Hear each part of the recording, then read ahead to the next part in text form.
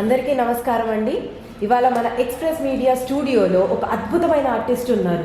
90ml, Sye Raa Narasimha Reddy, play back, ఇలా వరుస సినిమాలతో దూసుకుపోతున్న ఒక గొప్ప ఆర్టిస్ట్. ఎవరో అనుకుంటున్నారా? మన పిట్టల దొర గారు. ఇంకెవరు? నమస్కారం పిట్టల దొర గారు, బాగున్నారా? ఎక్కడి నుంచి వస్తున్నారండి పిట్టల దొర గారు? నెల్లూరు కావాలి నుంచి వచ్చాను. నెల్లూరు జిల్లాలో కావాలనే పట్టణం నుంచి వచ్చాను మేడం. చాలా హ్యాపీ మూమెంట్ మేము ఆహ్వానించాము. ఎక్స్ప్రెస్ మీడియాకి ధన్యవాదాలు మేడం. ధన్యవాదాలండి. మీకు కూడా. మీరు వచ్చినందుకు మేము ఇంకా హ్యాపీగా ఫీల్ అవుతున్నాం అండి. Okay madam, thank you madam. Pittala Dora గారు, మీ ఫ్యామిలీ బ్యాక్గ్రౌండ్ గురించి చెప్పండి, మా ప్రజలు తెలుసుకోవాలనుకుంటున్నారు. సో అంటే వ్యవసాయ కుటుంబం నుంచి వచ్చాను మేడం.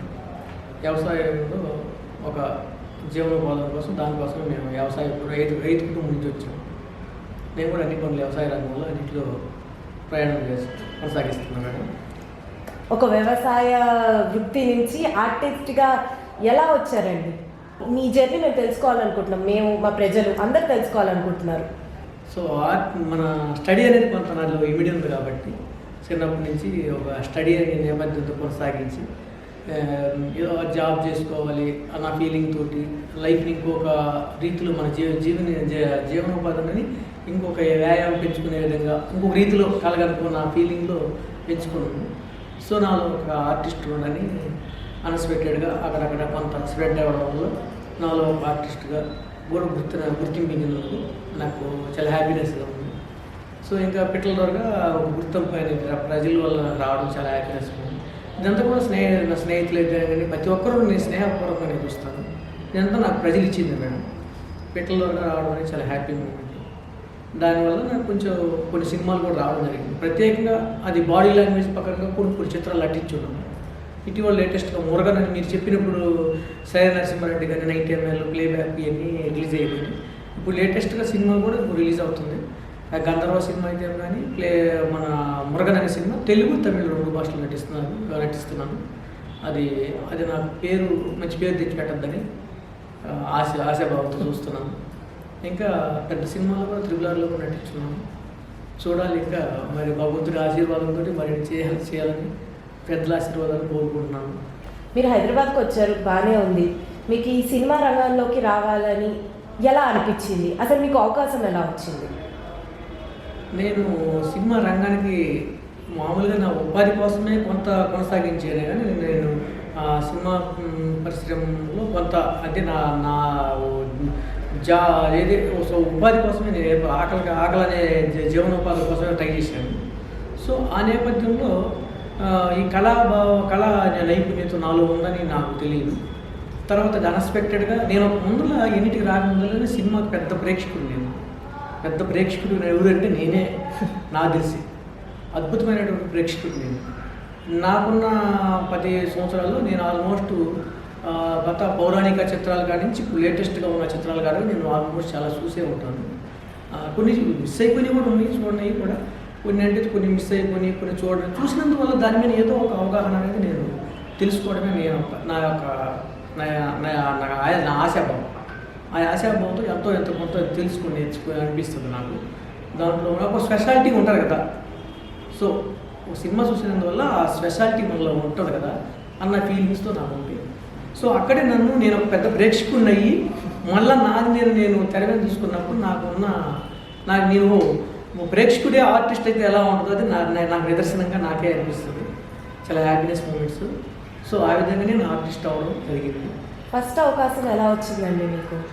సో అంటే ఫస్ట్ అవకాశం అంటే ఇట్లా నేను యూట్యూబ్లో చూసుకున్నప్పుడు ఒక్కోసారి పోస్ట్ పెట్టినప్పుడు ఇలా ఉంటుందో నా పోస్ట్ అని నేను సంబరపడే రోజులు ఉన్నాయి. సో ఆ విధంగా హ్యాపీనెస్గా ఫీల్ అయ్యి వాటిల్లో ఉన్నటువంటి భావోద్యోగాలతో నేను కొన్ని అంటే భావోద్యోగాలు బాధపడిన రోజులు అయితే లేవు, కానీ ఎక్కువగా హ్యాపీనెస్గా ఫీల్ అయిన రోజులు చాలా ఉన్నాయి. సో నా పోస్ట్ పెట్టిన వాళ్ళకి ప్రతి ఒక్కరికి కూడా అన్ని ఛానల్స్ కూడా ప్రతి ఒక్కరికి కూడా నేను నమస్కారాలు తెలియజేసుకుని వాళ్ళకి రుణపడి ఉంటాను. ప్రతి ఒక్కరు కూడా నన్ను ఎంకరేజ్ చేసి ఆ స్థాయి నాకు తెలియని విషయాలు ఎన్నో చెప్పినందుకు ప్రతి ఒక్కరికి కూడా మీడియా తరపున నేను పెద్దగా ధన్యవాదాలు తెలియజేసుకుంటున్నాను. సో వారందరూ కూడా నన్ను ఎంతో గౌరవించి అక్కడి నుంచి తీసుకెళ్ళి తర్వాత చిత్రరంగంలో నాకు అక్కడి నుంచి నా పోస్ట్ బాగుందని తర్వాత కొంతమంది చిత్రాల్లో నాకు చిన్న అవకాశాలు కల్పించడం జరిగింది. ఆ రీతిలో నేను ఒకేసారి ఎవరికి తెలియదండి. ఆ రీతిలోనే నన్ను తెలుసుకోవడం కానీ ఈ విధంగా చిత్రాల్లో అవకాశం అక్కడక్కడ నేను చేయడం జరిగింది. సాధారణంగా అందరూ హీరో అవ్వాలనో లేకపోతే డైరెక్టర్ అవ్వాలనో అనుకొని ఇండస్ట్రీకి వస్తారు. మీరు ఏమనుకొని వచ్చారండి? ఆర్టిస్ట్ అవ్వాలని అనుకున్నారా, లేకపోతే డైరెక్టర్గా చేద్దాం అనుకొని డైరెక్టర్గా అవకాశం దొరక్క ఆర్టిస్ట్ అయ్యారా? మేడం మీరు అన్నట్టుగా నేను అంత ఫుల్ ప్రెజిటివ్గా నేను సినిమా ఇండస్ట్రీకి వచ్చినా కూడా నేను జస్ట్ ఉపాధి కోసమే వచ్చాను. కానీ ఏంటంటే ఎవరైనా కూడా ఆర్టిస్ట్ అవ్వాలని, డైరెక్టర్ అవ్వాలని, కెమెరామెన్ అవ్వాలని, ఏదో అవ్వాలని ఇక్కడికి రాదు. సంథింగ్ ఏంటంటే ఏదో ఉపాధి కోసం కొంతమంది వచ్చి తన లైఫ్లో క్లిక్ అయ్యి ఉన్నత శిఖరాలకు వెళ్ళిన చాలామంది ఉన్నారు. కానీ నా లైఫ్లో నేను నేను ఎదుర్కొన్నానంటే నాకు జరిగింది ఏంటంటే నేను ఒక ఆర్టిస్ట్ అవుతానని నేను అనిపించలేదు. కానీ కాకపోతే నేను ఏదో సంథింగ్ ఒక ఉపాధిగా ఏర్పడదామని ప్లాన్ చేసుకుని వచ్చాను. అన్ఎక్స్పెక్టెడ్గా నాకు నేనే తెలియకుండా కొంత అవగాహనతో ఏర్పడడం ఇక్కడ ఒక ఆర్ట్ జరిగింది. అసలు నాకు తెలిసి ముందుగా ఆర్టిస్ట్ అవ్వాలి, అది అవ్వాలి, ఇది అవ్వాలి అన్నీ తెలుసుకున్నాక అంటే ఫస్ట్ తెలియాలి. నేను ఫస్ట్ ఆఫీస్ బాయ్ అయ్యాను. ఫస్ట్ నేను ఆఫీస్ బాయ్ అయిన తర్వాత అసిస్టెంట్ని అన్ని చిన్న కేటగిరీ నుంచి వచ్చానండి. నేను ఒకేసారి నేను ఆర్టిస్ట్ కానీ ఇప్పుడు ఆర్టిస్ట్ అని చెప్పుకోవడానికి నాకు ఎక్కడ స్తోమత, నాకు that is not valuable thing. నేను అక్కడ దానికే యాక్సెప్ట్ అని దానికే బేసికల్గా అయినంత స్తోమత నాకు లేదు. ఎందుకంటే ఒక ప్రొడక్ట్ తయారైనప్పటి నుంచి, ఒక కంపెనీలో తయారైనప్పటి నుంచి మధ్యస్థ మనిషి ఇంకొక మనిషి మారుతా వస్తుంది కదా. సో నేను అలానే వచ్చినోండి. ఫస్ట్ నేను ఒక ఆఫీస్లో తయారయ్యి వచ్చినోండి.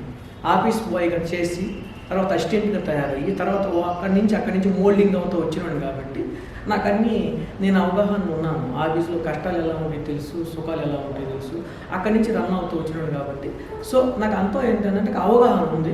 వాటన్నింటిలో కూడా నేర్చుకుంటూ నేను అన్ఎక్స్పెక్టెడ్గా నేను ఆర్టిస్టు కొన్ని సినిమాల్లో నటించడం, ఇక పలు రకాలుగా చిత్రాలు చేసుకోవడం, కొన్ని నా స్వయం ఉపాధి కోసం నేను కొంచెం ప్రయత్నం అయితే చేయడం, ఇవన్నీ జరుగుతుంది. So that is my happy life. Okay, మీరు ఆఫీస్ బాయ్గా చేసారు, బాగుందండి. మేము విన్నాము మీరు ఆర్ట్ బాయ్గా కూడా చేసి చాలా కష్టాలు పడ్డారండి. ఇది నిజమేనా? చేశాను మేడం. ఆఫీస్ బాయ్గా చేశాను, ఆర్ట్ డిపార్ట్మెంటు, చాలా డిపార్ట్మెంట్లు అన్నీ. ఒక హెల్పింగ్ షూటింగ్కి వెళ్ళినప్పుడు పలు రకాలైన డిపార్ట్మెంట్లో కూడా అంత ఒక షూటింగ్ అంటే కుటుంబంలాగా జరుగుతుందండి. చాలామందికి తెలియకుండా ఏదో సినిమా గురించి అది ఎట్లా ఉంది ఇట్లా అది సినిమా అనేది సింపుల్గా మాట్లాడేస్తారు. కానీ అంత ఈజీ ఉండదు. అంటే all silver is not gold, మెరిసేదంతా బంగారం కాదు. అంత ఎంతో హార్డ్ వర్క్ ఉంటుంది, ఎంతో కష్టం అనేది ఉంటుంది. ఆ కష్టాన్ని భరాయించి వాళ్ళు అక్కడ తీసుకొచ్చి మన ముందర ఒక 2 గంటలు చాలా అందంగా మనం చూస్తున్నాము, 2 నిమిషాలు మనం చూస్తున్నాం థియేటర్లు అంటే వాళ్ళు ఎంత పెయిన్, ఎంత కష్టమో, రాత్రులు ఎన్ని నిద్రలేని రాత్రులు ఎన్ని ఉంటాయో అవన్నీ నేను కళ్ళారా చూశాను.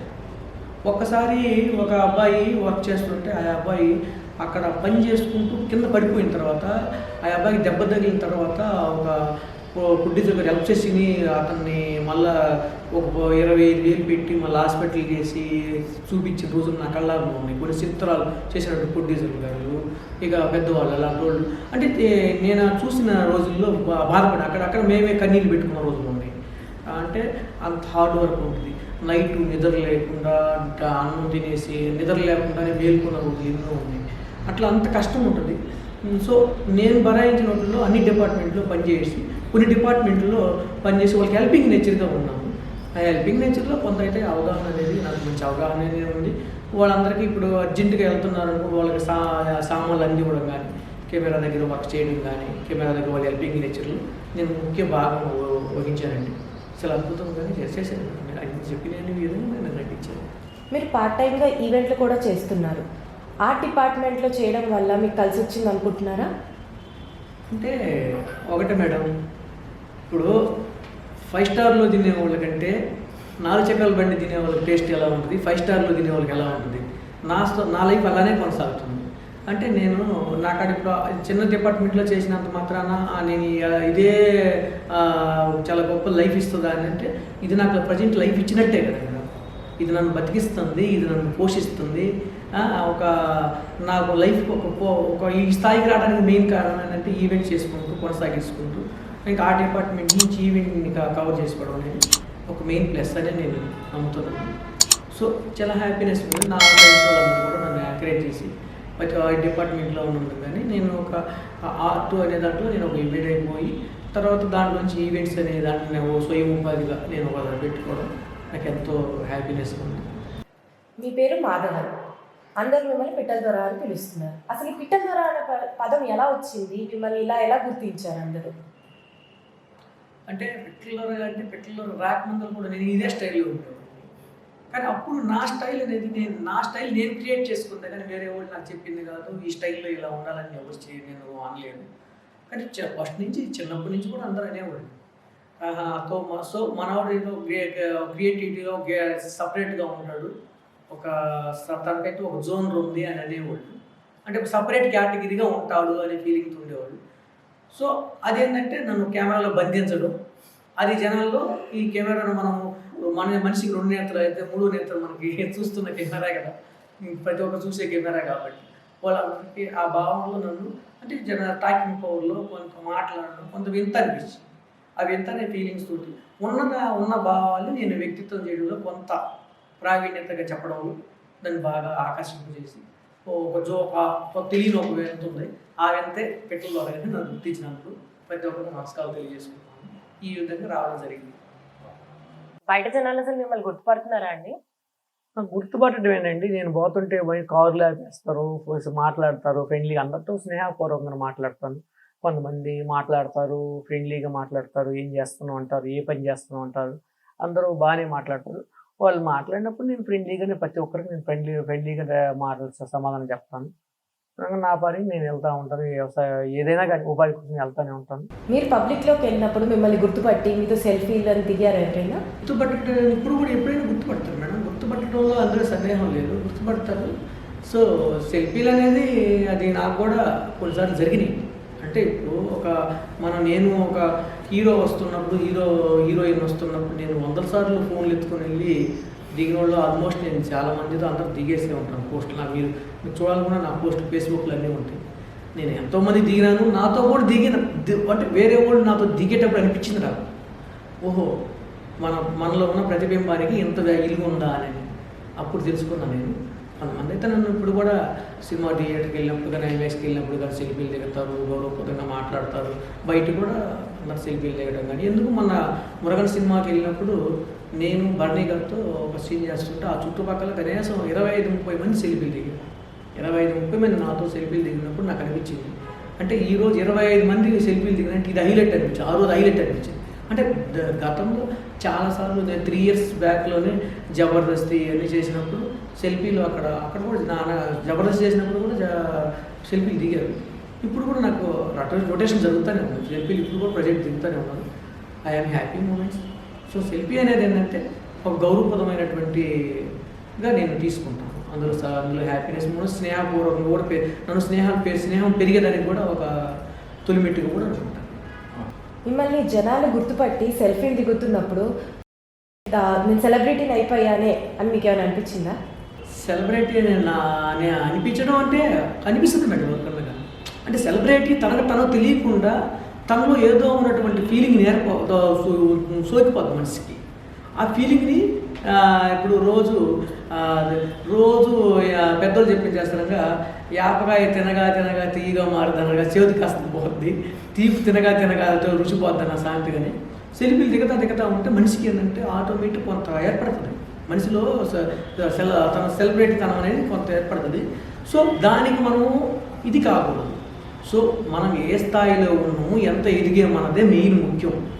కానీ నాకు తెలిసి ప్రతి ఒక్కరికి చిన్న ఆర్టిస్టులు కానీ పెద్ద ఆర్టిస్టులు కానీ ఫోటో దిగినంత మాత్రాన ఫోటో దిగొచ్చు, వాళ్ళ స్థాయిని మర్చిపోకుండా ఉంటే చాలు. ఫోటో దిగొచ్చు, ఎన్ని చేయొచ్చు. సెలబ్రిటీతనం అనేది ఒక చిన్న స్థాయిలో వాళ్ళకి సెలబ్రిటీతనం ఉంది, పై స్థాయిలో ఉన్న వాళ్ళకి సెలబ్రిటీతనం ఉంది.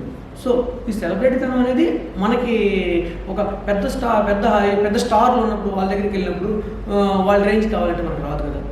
సో మనకున్న రీతిలో మనం జాగ్రత్తగా కొంతవరకు కంట్రోల్ జాగ్రత్తగా ఉంటే మన నడవడిక సక్రంగా నడుచుకుంటే మనది ఎక్కడికి పోవదు అనేది నాకు తెలుసు. ఇప్పటివరకు మీరు ఎన్ని సినిమాలు చేశారు? అప్కమింగ్ సినిమాలు ఏమేమి ఉన్నాయి? సో నేను ఇప్పుడు చేసిన చిత్రాలు దగ్గర ఒక 15 సినిమాలు నేను చేసి ఉంటానండి. 15 సినిమాల్లో ఇప్పుడు చేస్తున్న సినిమా అప్కమింగ్లో ఉన్నాయి, ఒక 5 ఉన్నాయి. చేసిన సినిమాలు వచ్చి ప్లేబ్యాక్, 90 ml, సైరా నరసింహారెడ్డి, పోతే త్రిపుల్ ఆర్, ఇంకా గుండం కథ, ఇట్లా 15 సినిమాలు ఉన్నాయి. తర్వాత నేనే నువ్వైతే, ఇక చాలా ఉన్నాయి. కొన్ని సినిమాలు రిలీజ్ కూడా కాలేదు. తర్వాత ఇంకోటి పోస్ట్ మ్యాన్గా ఒక సినిమా చేస్తున్నాను, అది కూడా ఇంకా రిలీజ్ కాలేదు. సో ఇట్లా ఇప్పుడు లేటెస్ట్గా రిలీజ్కి ఇప్పుడు జరుగుతున్న ప్రజెక్టు మురకన్న ఒకటి, ఇక మొన్న పాగల్లో చేశాను. ఇక గతంలో చాలా సినిమాలు చేస్తున్నాను. ఇక ఇప్పుడు రిలీజ్ కూడా ఉన్నాయి, గంధర్వ, ఇక ఇప్పుడు 5 సినిమాలు రిలీజ్ ఉన్నాయి. సో వాటింట్లో కదా మనం మురకన్న కానీ, గంధర్వ సినిమా కానీ, ఇవన్నీ నాకు త్రిబుల్ ఆర్లో కూడా ఉన్నాను.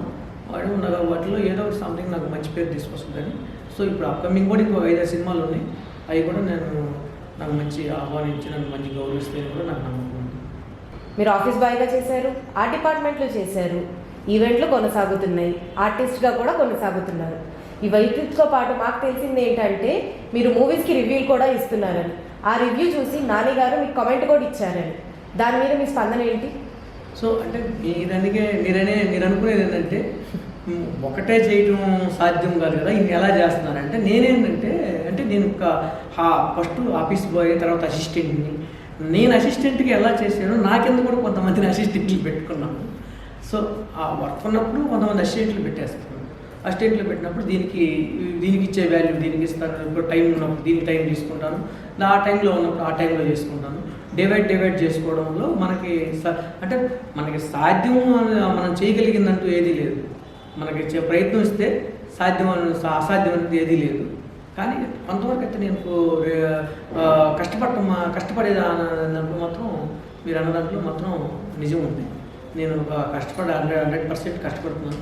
సో ఏంటంటే జస్ట్ నేను నాని గారు ట్వీట్ చేసి నాకు చేయడం అనేది ఇంకొక నాకు అదృష్టంగా భావిస్తున్నాను. సో ఏంటంటే అది పెద్ద గొప్ప ఇచ్చిన వరం. ఎందుకంటే అక్కడ మెయిన్ అంటే నేషనల్ స్టార్ నాకు కామెంట్ పెట్టడం అంటే అది ఆషామాషమైన మాటలు కాదు. అంటే నా జీవితానికి అది ఒక పెద్ద ఒక బహుమానం. ఆ బహుమానం ఒక మెడల్ సంపాదించినంత ఫీలింగ్ నాకు ఉంటుంది నాలో. అది మాత్రం అలానే ఉంటుంది. సో ఆ హ్యాపీనెస్ని నేను ఎప్పుడు కూడా స్వీకరించి నేను హ్యాపీనెస్గానే ఉంచుకుంటాను. అది నాకు సో ఇంకా ఎదగాల్సింది అయితే ఉంది, ప్రతి ఒక్కరికి ఆశీర్వాదాలు అయితే ఉన్నాయి. సో ఆ కామెంట్ గురించి నాకు సార్ నాకు ట్వీట్ చేసినప్పటి నుంచే నాకు కొన్ని చిత్రాలు రావడం జరిగింది, క్యారెక్టర్ చేస్తున్నాను. ప్రతి ఒక్కరు గౌరవప్రదంగా కూడా జరుగుతుంది. సో ఇవన్నీ ఇంకా నా ఈవెంట్లు అనేది మామూలుగా సాధారణంగా జరుగుతుంది. ఇంకా ప్రయత్నం అయితే జరుగుతుంది. మీకు హీరోగా ఛాన్స్ ఇస్తే చేస్తారా, లేకపోతే ఇలాగే ఆర్టిస్ట్గా కొనసాగుతారా? హీరో అనేది ఆషామాషి మాటలు కాదండి.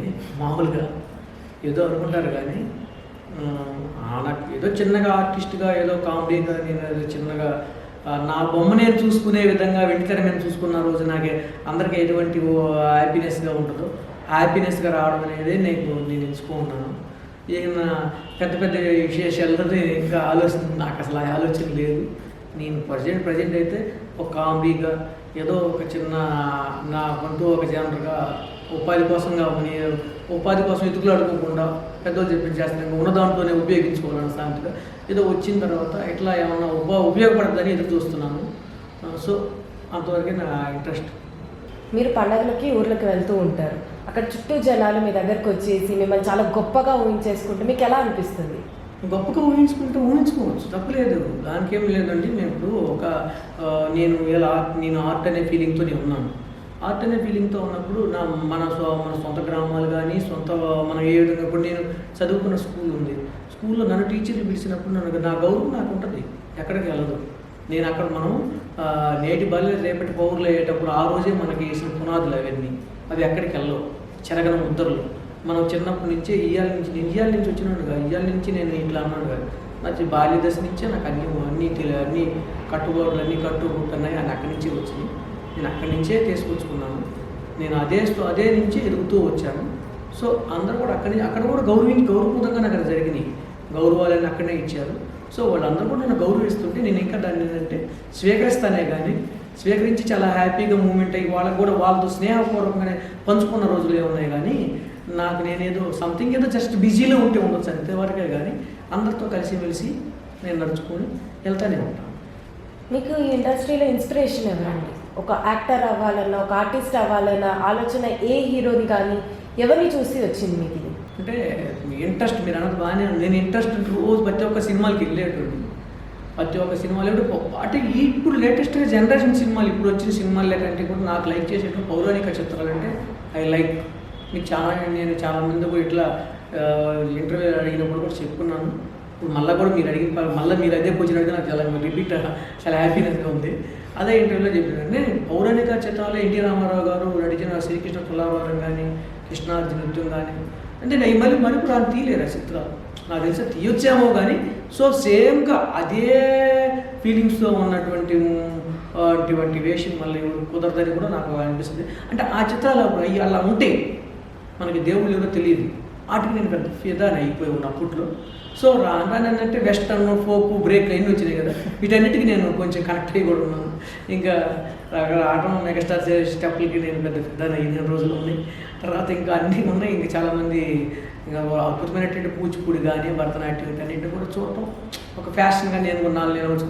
ఇప్పుడు చిరంజీవి, బాలకృష్ణ, ఎన్టీఆర్ వీళ్ళందరూ కూడా, వెంకటేష్ బాబు గారు, నాగార్జున, బాలకృష్ణ అందరూ వేసి షర్ట్లన్నీ వాళ్ళు కూడా మన ఫారెన్ షర్ట్లు తీసుకొచ్చినప్పుడు మన కల్చర్ పెంచినప్పుడు వాళ్ళలో ఉన్నటువంటి జోష్ వాళ్ళందరూ లైక్ చేస్తారు, వాళ్ళందరూ మూమెంట్ ఇస్తారు. అట్లా హీరోయిన్స్ కూడా అట్లే పాతలో ఉన్నప్పుడు హీరోయిన్స్ రకరకాలైన మంచి మంచి డ్రెస్సులు వేసేవాడు. అవన్నీ ఇప్పుడు ఎక్కడ ఉన్నాయి? లేవు కదా.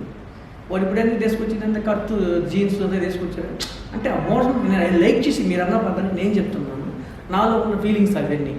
నేను ఇన్స్పిరేషన్ ఒక హీరో అనే కాదు, ఒక హీరోయిన్ అనే కాదు, జస్ట్ బాగా మోడల్లో అప్పుడు ఉన్న పాతలో ఉన్నటువంటి ఫీలింగ్స్ని బాగా ఇష్టపడతాను. తెర మీద బాగా అదే చూసేవాడు, అట్లే చూసేవాడిని. తర్వాత రాను దర్శ సౌందర్య గారు ఉన్నారు, కొద్ది రోజులు బాగా అందంగా అనిపించేవాడు. ఆమె చిత్రాలు చాలా చూశాను. అట్లే శ్రీదేవి గారి చిత్రాలు నేను ఆ కాలంలో మనం లేకపోయినా ఆ చిత్రాలు మళ్ళీ పదే రిలీజ్ చేసుకున్నాను. సో ఇటువంటి బయోగ్రఫీ చిత్రాలకి నేను పెద్ద ఫ్యాన్ అండి. సో అటువంటి వాళ్ళందరూ కూడా నేను అభిమాని. మీరు సినిమాలకి రివ్యూలు ఇస్తున్నారు. ఒక సినిమా రివ్యూ ఇవ్వాలంటే చాలా డెప్త్గా చూస్తే కానీ రివ్యూ ఇవ్వలేము. మరి మీకు ఆ నాలెడ్జ్ ఉందనుకుంటున్నారా? అంటే నాలెడ్జీ ఉందని నేను ఎప్పుడు పొంగిపోలేదు. అసలు అది లేని ఆ ఫీలింగ్ నాకు లేదు. జస్ట్ నేను అన్నా కదా, ఫస్ట్లో మీకు స్టార్టింగ్లో చెప్పాను, ఆఫీస్ బాయ్ అయిన తర్వాత నుంచి అసిస్టెంట్గా అయ్యాను కదా. ఆ అసిస్టెంట్ అనే పదమే నాకు అక్కడ ఉంటుంది. అది ఎక్కడికి పోయినా నా ఎమ్మట వస్తుంటుంది. నా ఎమ్మటే నేను చేసిన అసిస్టెంట్ అనేది అక్కడికి పోయినా కూడా ఏంటంటే మనకు అసిస్టెంట్ అనే భావం చేసి ఉంటే, మీలో సత్తా ఉంటే ఎక్కడికి పోయినా కూడా దాంట్లో ఉన్న క్లూస్ పాయింట్స్ అనేవి దొరుకుతాయి, ఎక్కడికి పోవు ముందలు. అందుకనే మనము ఈ పెద్దలు చెప్పి ఇప్పుడు కష్టపడితే రేపు సుఖపడతాము, ఇప్పుడు సుఖపడితే రేపు కష్టపడతాము, సేమ్ అది ఎక్కడికి వెళ్ళదు. నేను అవన్నీ హార్డ్ వర్క్ చేస్తున్నాను. వాళ్ళంతా ట్రావెల్ అయ్యాను కాబట్టి కొంత పెద్ద సార్లు అందరూ చేసిన సినిమాలు కొంత అవగాహన అనేది ఉంటుంది. ఆ అవగాహనతోనే నేను ఆ ఎక్స్పెక్టేషన్స్ ఉంటాయి అంటే. మీరు ఇంత కష్టపడి ఈ స్థాయికి వచ్చారు, ఒక ఆర్టిస్ట్గా, ఒక ఈవెంట్ ఆర్గనైజర్గా. ఇప్పుడు మీ పేరెంట్స్ ఎలా ఫీల్ అవుతారు మీ గురించి? వాళ్ళు చాలా హ్యాపీగా ఫీల్ అవుతున్నారు. అంటే మనల్ని చూడాలనుకున్న ఈ స్టేజ్లో కాదు, వాళ్ళు ఆ రోజుల్లో మాసిన షర్ట్ వేసుకోకుండా వాళ్ళు మనం పెంచారు. తర్వాత మనం ఎదిగేటప్పుడు మనకి వచ్చినట్టు వాళ్ళు చూడాలనుకున్న స్టేజ్ ఇది కాదు. నన్ను ఒక కలెక్టర్గా చూడాలని అనుకున్నారు మా పేరెంట్స్. ఒక కలెక్టర్గా ఒక మంచి పొజిషన్లో చూడాలని అనుకున్నారు. సో అప్పటి నుంచి ఆ బాల్యంలోనే వాళ్ళు ఊహాభావనలు ఆ విధంగా ఉన్నప్పుడు మనకి ఈరోజు ఏదో వచ్చి మనం చేస్తుంది వాళ్ళ ఊహాభావనల కంటే ఇది తక్కువే. సో అంతో ఎంతో మనం ఉన్నాం కాబట్టి ఏది కూడా మనం ఓన్ చేసుకోకూడదు. కాబట్టి ఇది కూడా ఒక లైఫే. కళామ తల్లి బిడ్డలమైనందుకు కూడా ఒక నైపుణ్యతగా నేను స్వీకరించి గౌరవిస్తాను. సో అటువంటి మీరు అనుకున్న ఊహలకు కూడా నేను అభిమానం తెలియజేస్తాను. వెండితెర మీద పేరు పడాలన్నా, వెండితెరలో కనిపించాలన్నా చాలా అదృష్టం చేసుకోవాలి అనుకుంటారు. మీరు ఆ అదృష్టం చేసుకున్నారనుకుంటున్నారా? సో అదృష్టం చేసుకున్నాను, మనం చేసుకుంటే అది అయ్యేది కాదు. సో ఏంటంటే అన్ఎక్స్పెక్టెడ్గా మనకు అనేది భగవంతుడు మనకి రాసి పెట్టుంటే మనం ఎక్కడ అది ఇది కాదు. సో మనం కూడా మన ప్రయత్నం అనేది కూడా కొంత కావాలి. పెద్దవాళ్ళు చెప్పి చేస్తారు, ప్రయత్నం అనేది చేస్తే అసాధ్యం ఉంటుంది. లేదు అనే పదానికి మనం కొంత రొటేషన్ జరుగుతూనే ఉంది. సో నేను కొంతవరకు ప్రయత్నం అయితే చేశాను. దానికి వచ్చిన దాని తర్వాత నేను వచ్చిన ఉపయోగించుకోవాలి కదా అన్న. నేను ఆఫీసులు తిరిగిన రోజులు ఉన్నాయి. నేను ఆఫీసులు తిరిగి ప్రయత్నం చేసుకొని ఈరోజు ఇంతవరకు వచ్చానంటే నా కృషి లేకుండా లేదు కదా. అంతో ఇంత నా కృషి అయితే ఉంది కదా. వచ్చిన తర్వాత ఉపయోగించి నా ప్రయత్నం అయితే చేశాను. నా ఫోటో చూసినప్పుడు నేను నా తెర మీద కనిపించినప్పుడు అంటే నేను పెద్ద ఇదైపోయినట్టు అని ఫీల్ కాలేదు. కానీ సో లైవ్ తెర మీద కనిపించడం అంటే అదృష్టమే. మాటలు కాదు, ఆశామాషమైన మాటలు కాదు. ఒక తెర మీద మన ఫోటో మనం కనిపించడం అంటే అసలు మనం ఎలా ఉంటాం మనకు తెలియదు కదా. మనం బయట వెళ్తున్నాం, మనం ఎలా ఉంటాం అనే సంగతి వేరే ఎదుటోళ్ళు చెప్తేనే కదా మన గురించి మనకు తెలిసేది. మనలో ఎంత ఉంది ఏంటి మన మన మన ఫోటోగ్రాఫ్ మనం చూసుకున్నప్పుడు ఏ విధంగా ఉంటుందని మనకైతే అర్థం కాదు కదా. ఎదుటోళ్ళు చూసి ఇట్లా ఉందంటే వేరే వాళ్ళు గుర్తించి మన గురించి చెప్పడం అంటే అది వేరే విషయం, మా మాటలు కాదు కదా. సో ఆ రీతిలోనే ఇది వన్ ఆఫ్ ద బెస్ట్. మన ప్రతిభము నేను సినిమాలు చూసుకున్నప్పుడు కొన్ని రోజులు కూడా 4 సినిమాలు మీరు చెప్పినా కదా, 4 సినిమాల్లో కనిపించినప్పుడు నేను ఉన్నా కదా, చాలా హ్యాపీ కదా. అంటే నేను బయట ఉన్నప్పుడు తెర మీద కనపడుతున్నా అంటే అంత పెద్ద స్టార్ల దగ్గర, కొంతమంది పెద్ద పెద్ద స్టార్ల దగ్గర నేను ఉన్నాను అన్న భావంతో నాలో ఎంతో ఉద్రిక్తం అయిపోయి రోజులు. ఈ కోవిడ్ వల్ల సినిమా పరిశ్రమ చాలా ఇబ్బంది ఎదుర్కొంది. ఏపీ గవర్నమెంట్ అయితే సినిమా రేట్లు కూడా తగ్గించేసింది. దీని మీద మీ స్పందన ఏంటి? మేడం, మీరు అంత హెవీకి వచ్చిందంటే నేను తగ్గించడం అంటే సినిమా విషయంలో నేనే రాజకీయ నాయకుడిని కాదు. నేను జస్ట్ చిన్న కళాకారుని. ఆ స్తోమత కూడా నాకు లేదు. అవన్నీ మీరు అంత పెద్దగా అడగండి. అంటే రాజకీయం సంబంధించిన రాజకీయం అయితే నాకు ఎటువంటి సంబంధం లేదు. నేను అయితే జస్ట్ ఓటైతే ఉంటే ఓటేసేవాడినే కానీ రాజకీయ పరంగా అయితే నాకు ఎటువంటి సంబంధం లేదు. అదంతా పెద్ద పెద్దలు చూసుకునే విశేషం కాబట్టి. సో టికెట్లు అనేది మనం వస్తే నేను స్టార్టింగ్లో నేను 10th క్లాస్లో ఉన్నప్పుడు 8th క్లాస్లో ఉన్నప్పుడు 10 రూపాయల టికెట్ ఉంది. అంటే అప్పుడు ఏసీ లేదు. ఇప్పుడు ప్రతి ఒక్క థియేటర్లో ఏసీ ఉందంటే దాని జోనర్ అంటే పెద్దోళ్ళకి తెలుసు. అది పెద్ద పెద్దోళ్ళు చూసే విధం కాబట్టి అది రకరకాల ఆలోచన చేసి వాళ్ళంతా డిసిషన్ తీసుకుంటారు. చాలా అది గవర్నమెంట్ సంబంధించింది కాబట్టి అది ముఖ్యమంత్రులు పెద్ద పెద్దోళ్ళు మాట్లాడుకునే మాటలు కాబట్టి ఆ విశేషాలు మనకు అంత దాకా వద్దండి. కానీ ఏంటంటే అప్పట్లో మనకు తెలిసిన సిచ్యువేషన్ ఏంటంటే అప్పట్లో 10 రూపాయల టికెట్ ఉంది, వెళ్ళాము. కానీ అప్పుడు సీట్లు కూడా అలా లేవు. అప్పుడు చిన్న చిన్న బెంచీల మీద కూర్చొని చూసే రోజులు ఉన్నాయి. అప్పుడు జనరేషన్ అలా ఉంది. అప్పుడు అట్లా పెట్టారు. రాను పెంచారు. అంటే ఏసీకి ఏమన్నా జస్ట్ నాకు తెలిసి ఏంటంటే ఏసీ వేస్తారు కదా సినిమా థియేటర్లో. ఎందుకంటే సినిమా థియేటర్కి వెళ్ళినప్పుడు ఏసీ చల్ల గడగడగడలాడిపోయిన ఏసీలు ఉంటాయి. అంటే ఆ ఏసీకి ఏమైనా అప్పుడు పెంచారా అనిపిస్తుంది. సో సంథింగ్ ఏంటంటే చూడాలి, ఇక లాభం ఎంత ఉందో ఆ వ్యాయామం ఎంత ఉందో చూడాలి. మరి అదంతా పెద్దలు నిర్ణయం. అది రాజకీయం, గవర్నమెంట్ పెద్ద పెద్దలు వేసేది కాబట్టి. సో ఇంకేంటంటే దాని గురించి అంత మాట్లాడే అర్హత కూడా నాకు లేదు. నేను ఇంకా అంత స్థాయికి వెళ్ళలేదు. రాజకీయం అంటే నేను అసలు ఏమి తెలియదు నాకు. మేడం, మీరు ఇన్ని క్వశ్చన్లు వేశారు కదా, ఈ క్వశ్చన్లు అన్నింటిలో భాగంగా నేను ఒక చిన్న రిక్వెస్ట్. అంటే ఇప్పుడు మీరు అన్నట్టు డైరెక్టర్ అవ్వాలని వచ్చారా, ఆర్టిస్ట్ అవ్వాలని వచ్చారా, హీరో అవ్వాలని వచ్చారంటే మీకు కూడా కొన్ని ఆశలు ఉంటాయి కదా. ఒక లెక్కలో పోల్చుకుంటే మీరు కూడా అలాంటి హీరోని అవ్వచ్చుగా, ఎందుకు అవ్వలేకపోయారు? మామూలుగా మీరు కూడా హీరోయిన్ అవ్వచ్చు, ఒక ఆర్టిస్ట్ అవ్వాలను, లేకపోతే ఏదో అవ్వాలని, ఏదో సినిమా పిల్లి ప్రతి ఒక్కరు కూడా అలానే వస్తుంది కదా, గర్ల్స్ కూడా అలానే వస్తుంది. మీరు హీరోయిన్ అవ్వచ్చుగా. అందరికీ హీరోయిన్ అవ్వాలనే ఉంటుందండి. అవకాశం కూడా రావాలి. నాకు డ్యాన్స్ వచ్చు, యాక్షన్ వచ్చు, యాక్టింగ్ అన్నీ వచ్చు, ఫైటింగ్ కూడా వచ్చు. కాకపోతే అవకాశాలు కూడా రావాలి. ఇప్పుడిప్పుడే కొద్దిగా ఛాన్సులు వస్తున్నాయి. భగవంతుడి దయ వల్ల ఆర్టిస్ట్ అవ్వాలి.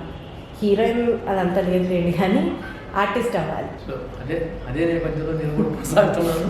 సో ఇదంతా కూడా మనం జీవనోపాధం కోసం ప్రయత్నం అయితే చేస్తున్నాం. సో ప్రయత్నిస్తే చేయడం అసాధ్యం ఉంటుంది ఏది లేదు కాబట్టి నేనైతే ట్రై చేస్తున్నాను. పిట్టల దొరగారు అంటే హాస్యానికి, మాటల గారిడికి పెట్టిన పేరు. అలాంటి ఒక మాటల గారిడి మా కోసం ఏమైనా చేసి చూపిస్తారా? మాటల ద్వారా అంటే పిట్టల ద్వారా అంటే నేను ఒక సినిమాని చూసినప్పుడు కానీ, ఒక పదాన్ని తీసుకున్నప్పుడు కానీ దాన్ని ఇవిన్నటువంటి కోణాల్లో ఆలోచన చేస్తాను. అది ఇప్పుడు అంటే రియల్గా ఉన్నటువంటి పిట్టల వాళ్ళు నిజంగా వాళ్ళకి భగవంతుడు ఇచ్చిన పెద్ద గొప్పవారు. సో నేనేంటంటే ఒక కాన్సెప్ట్ ఒక ఏదన్నా ఆలోచన చేసినప్పుడు దాన్ని ఇవ్వినటువంటి టైప్స్గా నేను ఆలోచన చేస్తాను. సో దాంట్లోనే నేను సినిమా రంగంలో ఒక చిన్న పిట్టల అనే సిచ్యువేషన్ ఇలా డిఫరెంట్గా ఆలోచన చేస్తానే కాబట్టి ఇవ్వినటువంటి ఆలోచనలు రావడమే ఒక నాకు ఆశ. చేయని పదాన్ని తీసుకుంటే ఇప్పుడు ఉదాహరణకి సంథింగ్ ఏదో ఒక ఎక్కడ అయిందనుకో, ఒక ఎమ్మెల్యే కొడుకు అయినా ఆయన మాత్రం ఒక ఎమ్మెల్యే కొడుక్కి అన్ఎక్స్పెక్టెడ్గా ఏదన్నా ఆడ కారు బ్రేక్ అవ్వడం ఏదో జరిగింది, వెనక ట్రాఫిక్ ఆగిపోయింది. ఆ సిచ్యువేషన్స్లో మాట్లాడేటప్పుడు కూడా నేనేం చెప్తానంటే, సో అతను తాగేసే ఏదో కార్ ఆగిపోయింది, సో సంథింగ్ ఏదో డ్రైవేటర్ గుద్దేసింది, ఇట్లా వెనక ట్రాఫిక్ ఆగిపోయింది, సో ఇట్లాంటి మద్యంలో మనం ఏదో బానిసలు మద్యంలో వల్ల కదా కొంతమంది ప్రజలందరూ కూడా దెబ్బతింటుంది, కొన్ని ఫ్యామిలీస్ కూడా నష్టపోతుంది అన్న భావంలో అది ఆ పాయింట్ ఆఫ్ వ్యూలో నేనైతే ఎలా ఉంటే చెప్తానంటే, హాయ్ అండి, మీ అందరూ ఇటువంటి సిచ్యువేషన్స్లో చూడండి, ఇలాంటి ఎమ్మెల్యే గారి అబ్బాయి అయినా కూడా తాగేసి ఇంత దారుణానికి ఒడిగట్టడం, సో ఇదన్నీ కూడా మన పతనానికి కారణం ఏంటంటే జపాన్, జర్మనీ, మలేషియా, సింగపూర్ ఇతర దేశాలందరూ కూడా మెయిన్ వాళ్ళందరూ కూడా మన దేశం డెవలప్ అవ్వడానికి డెవలప్ అవ్వకుండా పోవడానికి మెయిన్ కారణం ఇలాంటి సిచ్యువేషన్ కూడా నేను గమనిస్తున్నాను. అంటే పెద్ద ఈ ఒక మెయిన్ ఒక పొజిషన్లో ఉన్నటువంటి ఎమ్మెల్యే గారు అబ్బాయి అయినా కూడా తాగేసి ఉండడం అనేది నాకు అసభ్యంగా అనిపించింది, చాలా బాధాకరమైన విషయం. సో మీ అందరూ లైక్ చేయండి, ఈ వీడియోని షేర్ చేయండి, చేస్తే నాకు నేను చెప్పిన పదాన్ని ప్రతి ఒక్కరు తెలుసుకుంటారు, ఇదంతా కూడా యావత్ గవర్నమెంట్ కూడా వెళ్ళిపోతుంది. సో అంటే నాన్ సింగిల్ అనమాట టాకింగ్, చిన్న పదం. ఇటువంటి సిచ్యువేషన్స్లో వన్ ఆఫ్ ద జస్ట్ ఉదాహరణగా చూపించుకున్నాను. ఇట్లాంటివన్నీ ఏదైనా రైతు పరంగా అయితే కానీ రాజకీయ పరంగా నాకు తెలిసి ఏంటంటే కొన్ని సిచ్యువేషన్స్లో మాట్లాడగలను. సో ఆ విధంగానే విభిన్నటువంటి ఆలోచనలు చేశారు. జరిగింది అక్కడ ఒక సిచ్యువేషన్ అయితే అది ఏదైనా కానీ ప్రజలకు ఉపయోగకరమైనటువంటి సిచ్యువేషన్సే నేను మాట్లాడబోతాను. అందుకని నన్ను ఇక్కడ ఇట్లగా ఒక గుర్తింపు ఇచ్చారు, చాలా హ్యాపీనెస్గా ఉంది. ఇంకా చిత్రం చూసినప్పుడు కానీ చాలా హ్యాపీనెస్గా ఫీల్ ఉంది. గతంలో మహానటి చిత్రం కానీ, ఇక సగలేని ఇంకా చాలా ఉన్నాయి. గతంలో మీరు యూట్యూబ్ చూస్తే నా అన్ని వీడియోస్ ఉంటాయి, ఇక ఫేస్బుక్లో పోస్ట్ చేసి ఉంటాయి, ఇన్స్టాగ్రామ్ అన్నింటిలో, ఇంకా ఇటన్నింటిలో కూడా పెద్ద ఫెదారైనా. సో వాటన్నింటిలో ఈ విధంగా నడవడికి నేను ఎదుర్కొని చూస్తాను. మీరు ఇన్ని సినిమాలు చేశారు కదా, ఇందులో మీకు నచ్చిన ఒక డైలాగ్ మా కోసం. డైలాగ్ అంటే ఇంతవరకు గతంలో ప్లేబ్యాక్ సినిమాలో చేసిన డైలాగ్ కూడా అంటే అక్కడ మీడియాలో కూడా నేను చేశాను. అంటే మీడియా వచ్చి నన్ను ఇంటర్వ్యూ చేస్తున్నట్టు ఫీలింగ్ ఉంటుంది. సేమ్ సినిమాలోనే ఇంటర్వ్యూ చేస్తున్నాను. గౌరవనీయులైనటువంటి ఈ గ్రామ ప్రజలు ప్రతి ఒక్కరు తెలుసుకోవాల్సిందంటే ఏంటంటే, ఇక్కడ రాజులు పోలినటువంటి గతంలో ఉన్న శిలాజాలు ఇవన్నీ కూడా రాజులు ఇదివరకు గతంలో కట్టినటువంటి గృహాలు ఇవన్నీ ఇక్కడ నిర్మించిన కదా అవన్నీ ఇక్కడ బయటపడి ఇవన్నీ మనకు కనిపిస్తున్నాయి కనుక ప్రతి ఒక్కరు కూడా వీటన్నిటిని చూసి ఇది మనందరికి కూడా ఎంతో గర్వకారణం. అంటే రాజులు గతంలో ఇక్కడ ఉండడం అనేది మనకి వాళ్ళందరూ ఆ రాజులు ఇక్కడ ఏడడం ఇక్కడ తిరగడం అనేది మనకి ఎంతో గర్వకారణం. సో వాటన్నిటిని మనం నెమరేసుకోవడం కూడా గతంలో ఈ రాజులు ఉంటేనే మనం ఇవాళ మనం పునర్జన్మ మనం ఎత్తుకొని మన ఈరోజు ఈ రకంగా ఉన్నామంటే వాళ్ళ పుణ్యమేనని తెలుసుకుంటున్నాను. బాగా చెప్పారండి. Thank you. మీరు ఆర్టిస్ట్గా బిజీ అయిపోతే మరి మీ ఈవెంట్లు ఎవరు చూసుకుంటారు, అలాగే మరి రివ్యూలు ఎవరు చెప్తారు, మీరు చెప్పగలుగుతారా? బిజీ అయ్యాక ఎన్ని పరిస్థితుల్లో సినిమా గురించి సన్నివేశంలో సినిమా ఒక దాంట్లో సందర్భంలో ఉన్నటువంటి సందేహం చెప్పడంలో నన్ను ఎక్కడ వీలైనంత టైం బట్టి కొంత ఓపికను బట్టి ప్రయత్నం చేస్తాను. ఏదే ఆపను, అప్పుడు దానికి ఉన్న బిజీకి దానికి వెళ్తాను. ఇవి అసిస్టెంట్లు పెంచుకుంటాను, ఏం లేదు. ఈవెంట్లు ఆపను. ఈవెంట్లు అంటే అసిస్టెంట్లు రెగ్యులర్గా ఉన్నారు కాబట్టి అసిస్టెంట్లు పెంచుకుంటా, ఈవెంట్లు నడిపిస్తా. ఆర్టిస్ట్ కంటే నేనే ఒక్కడిని వెళ్ళాలి కదా, నేను పోయి వేరే కూడా చేయలేదు కదా, నాకు నేనే చేస్తాను కాబట్టి. సో వాళ్ళు నన్ను ఆహ్వానించినంత వరకు నేను ప్రయత్నం అయితే గట్టిగానే చేస్తున్నాను. సో ఇంకొక కోణంలో ఏంటంటే ఆర్టిస్ట్గా నేను ప్రయత్నం అయితే జరుగుతుంది కాబట్టి ఉన్నత శిఖరాలకి చేరుకోవాలనేది నా యొక్క ఆశ. ఇంకొక రీతిలో నన్ను ఇంకొక స్థాయిలో నన్ను మంచి గౌరవప్రదంగా చూస్తారని పెద్దలు ఒకసారి వాళ్ళ ఆశీర్వాదం కోసం నేను 100 కళ్ళతో ఎదురు చూస్తున్నాను. సో ఈ విధంగా ఆర్టిస్ట్గా కొనసాగించడం అయితే జరుగుతుంది. సో నన్ను నమ్ముకున్న వాళ్ళు కొంతమంది ఉంటారు కాబట్టి ఈవెంట్స్ మీద ఆధారపడి నేను జీవనోపాధం కొనసాగిస్తుంటూ వాటన్నిటికీ నాకు అలవాటు పడి రెగ్యులర్గా ఉన్నటువంటి కాంటాక్ట్స్ ఉన్నాయి కదా, నన్ను నమ్ముకొని కొంతమంది ఉన్నారు కాబట్టి వాటికి నేను ఎక్కడ ఒమ్ము చేయను. ఎందుకంటే నన్ను ఈ స్థాయికి తీసుకొచ్చింది అదే మొట్టమొదటిసారి. సో అన్ఎక్స్పెక్టెడ్ ఆశాభావంతో ఇక్కడ వచ్చింది కాబట్టి దీన్ని మధ్యలో దీన్ని అంటే రెగ్యులర్గా జరుగుతూనే ఉంటుంది. మెయిన్ సిలబస్ అది కాబట్టి ఈవెంట్లు చేసుకుంటూ కొనసాగించుకుంటూ ఆర్టిస్ట్గా ఎదగడానికి నేను సినిమా ఆర్టిస్ట్గా ఎదిగితే ఎవరికైనా కూడా కొంత బిజీ అనేది ఏర్పడుతుంది. సో అప్పుడు నేను ఒకవేళ థియేటర్కి వెళ్ళడం కొంచెం తగ్గిస్తాను. మీరు కూడా చూస్తూనే ఉంటారు. కొన్ని చిత్రాలు నేను చూడలేదు. కొన్ని చిత్రాలకు నేను థియేటర్కి వెళ్ళకుండా పోవడానికి మెయిన్ కారణం ఆ రోజు ఏదో బిజీగా ఉన్నట్టు. ఆ బిజీ ఈవెంట్లు కానీ సినిమా ఆర్టిస్ట్ కానీ ఈ రెండు జరుగుతూనే ఉంటాయి. అందుకనే నేను ఒక్కోసారి చిత్రాలుగా మిస్ అయిపోవడం. సో మధ్య మధ్య గ్యాప్లో ఉండడం, ఇంకా దానికి మ్యాక్సిమం రాలేకపోవచ్చు. వస్తే రావచ్చు, రాలేకపోవచ్చు, చెప్పలేదు. అదే మెయిన్ కారణం. ఆర్టిస్ట్గా ఈవెంట్లు మాత్రం రెగ్యులర్ కొనసాగుతాయి. చివరిగా ఇప్పుడు వచ్చే అప్కమింగ్ ఆర్టిస్ట్లకి మీరు ఇచ్చే ఒక సలహా కానీ సూచనలు కానీ. సో మీరు అన్నదానికి ఏంటంటే నేను అంటే సలహా చెప్పేంత పెద్ద ఆర్టిస్ట్ని కాదు. అంటే నేను అన్నీ చూస్తున్నా కాబట్టి సలహాలు చెప్పి వాళ్ళకి ఎదిగే వాళ్ళకి అంత చెప్పే అంత స్తోమత నా దగ్గర లేదు. కానీ కాకపోతే అన్నీ ఇప్పుడు గమనించిన దాన్ని బట్టి ఒక మాట అయితే నేను చెప్పగలను. బాగా కష్టపడితే ఎదగడం అనేది మాత్రం వాస్తవం. తర్వాత ఎవరికైనా కానీ తన క్రియేట్ చేసుకొని ఏదో అయిపోతాం అని చెప్పేసి పిచ్చి పిచ్చిగా మాట్లాడేసి కొంతమంది యూట్యూబ్లో చూసినప్పుడు నా వీడియోలు చూసినప్పుడు వాళ్ళ వీడియోలు కూడా కనిపిస్తాయి కదా, ఏదో ఇంతగా చేస్తే క్రియేటివిటీ అవుద్ది, మనకి అక్కడి నుంచి లైఫ్ వస్తుంది అనుకుంటే అది అసంభవం, అది అసాధ్యం, ఎట్టి పరిస్థితుల్లో కూడా జరగదు. మీ అందరూ కూడా మీరు కష్టపడితేనే ఫలితం ఉందనేది మాత్రం మర్చిపోవద్దు. పిఠల్ దొర గారు, మీరు ఇలానే బిజీగా సినిమాలు ఈవెంట్లు చేసుకుంటూ సుఖ సంతోషాలతోటి హ్యాపీగా ఉండాలని మా ఎక్స్ప్రెస్ మీడియా తరఫున మేము ఆశిస్తున్నాం. ధన్యవాదాలు. ధన్యవాదాలు.